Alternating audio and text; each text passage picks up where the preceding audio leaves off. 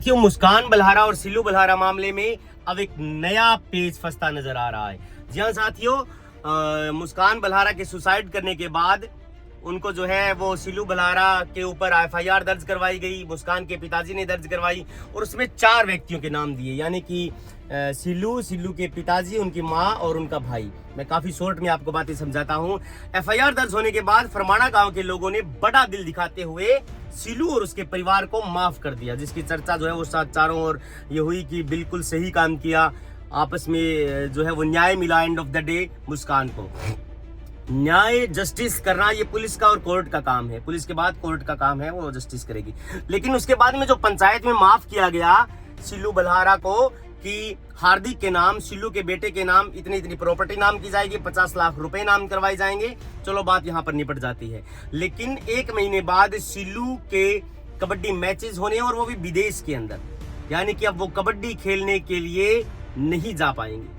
जी हाँ दोस्तों, आपको जानकर के आश्चर्य होगा, हैरानी होगी। अब आपको विदेशों में सिल्लू बलहारा खेलते हुए नजर नहीं आएंगे तब तक, जब तक कि वो इस एफआईआर को डिस्पोज नहीं हो जाती, इस एफआईआर रद्द नहीं हो जाती, यानी कि इसका जो है वो बरी नहीं हो जाते, तब तक जो है मामला अंडर ट्रायल रहेगा। तब तक जो है वो विदेश नहीं खेलने जा सकेंगे। अब आप कह रहे होंगे कि उनका तो राजीनामा हो गया, तो मैं आपको पहले भी मैंने वीडियोज में बताया है कि राजीनामा गंभीर प्रकृति के मामलों में नहीं होता।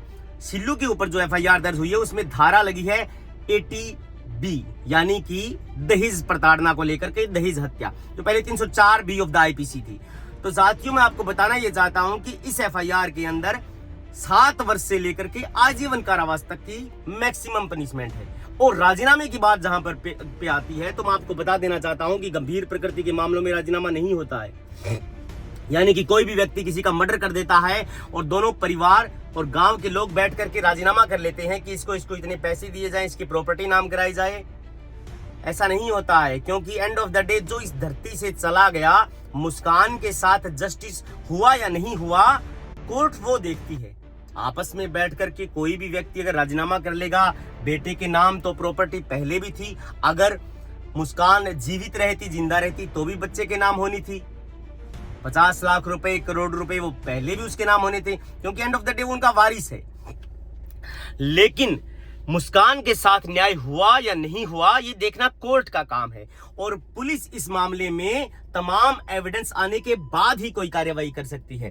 यानी कि आप इसको यूं समझ सकते हैं कि विसरा रिपोर्ट, फोरेंसिक रिपोर्ट आने में महीनों लग जाते हैं, और जब तक रिपोर्ट्स नहीं आ जाती तब तक पुलिस जो है वो इस मामले को नहीं निपटा सकती।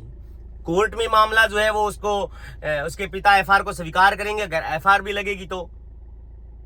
लेकिन आप मान करके चलिए 1 महीने बाद जो मैच होने हैं, वो मैच सिल्लू बलहारा विदेश में जाकर के नहीं खेल पाएंगे। अगर उनका वेरिफिकेशन होता है तो वेरिफिकेशन का मतलब ये है कि पुलिस वेरिफिकेशन करती है आपके विदेश जाने के बाद। आपका जब वीजा होता है दूसरे देश के लिए, तो पुलिस आपकी जांच रिपोर्ट भेजती है कि इस व्यक्ति के ऊपर इतने एफआईआर दर्ज हैं, तो वो रिकॉर्ड भी होती है तमाम चीजें। आप ये नहीं उनको झुठला सकते कि इसके ऊपर कोई एफआईआर दर्ज नहीं है, वो तमाम चीजें रिकॉर्ड भी होती हैं। और सिल्लू बलहारा का जब रिकॉर्ड सामने आएगा तो उसमें उनके एफआईआर में नाम भी है, नामजद भी है वो एफआईआर में, और उनकी एफआईआर के ऊपर जो है वो रिपोर्ट ये आएगी इन्वेस्टिगेशन ऑफिसर की कि अंडर ट्रायल मामला है, अभी ये विदेश नहीं जा सकते। और जिसके ऊपर एफआईआर दर्ज होती है, मैं पहले भी कहता हूं कि अगर आपको अपना पासपोर्ट वीजा बनाना है तो सबसे पहले आप अपना पासपोर्ट बना लीजिए, अदरवाइज आपके ऊपर मुकदमा है और मुकदमा सलटने से पहले आपका पासपोर्ट नहीं बनेगा। राजीनामे के बाद जहां पर आती है, लोग कहते हैं कि राजीनामा हो गया दोनों पक्षों का। राजीनामा गंभीर प्रकृति के मामलों में नहीं होता है sir. FIR can not be quashed in serious kind of matter. गंभीर प्रकृति के मामलों में कभी एफआईआर दर्ज जो होती है उसमें राजीनामा पुलिस के सामने या फिर कोर्ट के सामने भी जो है वो आप नहीं कर सकते। ऐसा इसलिए क्योंकि कानून में ये रास्ता है, कानून में ये प्रोविजन है कि इसमें राजीनामा जो है वो अलाउड नहीं है। जहाँ साथियों, मैं आपको कहना ये चाहता हूँ कि अगर आपके ऊपर भी कोई एफआईआर दर्ज है तो आप भी मान करके चलिए कि जिस मामले में आजीवन कारावास तक की सजा है, उस मामले में कभी भी राजीनामा नहीं हो सकता। आप कोर्ट में भी राजीनामा पेश नहीं कर सकते। आप ये भी नहीं कह सकते कोर्ट के सामने कि हमारे दोनों परिवारों का राजीनामा हो गया इसलिए आप मुकदमे को रद्द कर दीजिए। हाई कोर्ट में भी FIR can not be quashed in serious kind of matter.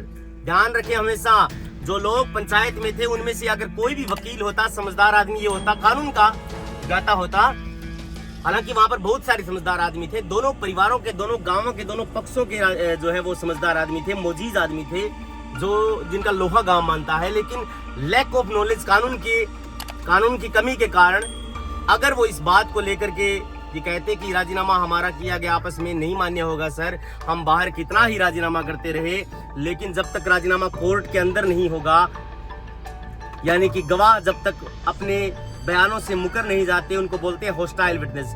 लेकिन मैं कहना ये चाहता हूं कि कोर्ट के अंदर भी आपका राजीनामा नहीं चलता। पुलिस थाना तो चलिए छोटी बात है, court end of the day जो है वो सर्वोपरि होता है। और सिल्लू बलहारा जब तक इस केस का निस्तारण नहीं हो जाता, केस में एफआईआर नहीं लग जाती, एफआईआर स्वीकार नहीं हो जाती, और एफआईआर स्वीकार होने के बाद कोर्ट में जो कागज है वो थाने में नहीं पहुंच जाता कि इस मामले को लेकर के कोर्ट में जो है वो इनको दोष मुक्त कर दिया है, वो ऑनलाइन रिकॉर्ड जब तक दुरुस्त नहीं होगा, सिल्लू बलहारा कभी विदेश नहीं जा पाएगी। कबड्डी खेलने के लिए ये मेरा कहने का मकसद ये है कि अब कबड्डी देश में खेल सकते हैं, विदेश में जाने के लिए उनको वेट करना पड़ेगा। सो वेट एंड वॉच इस मामले को लेकर के आगे क्या होता है। Thank you.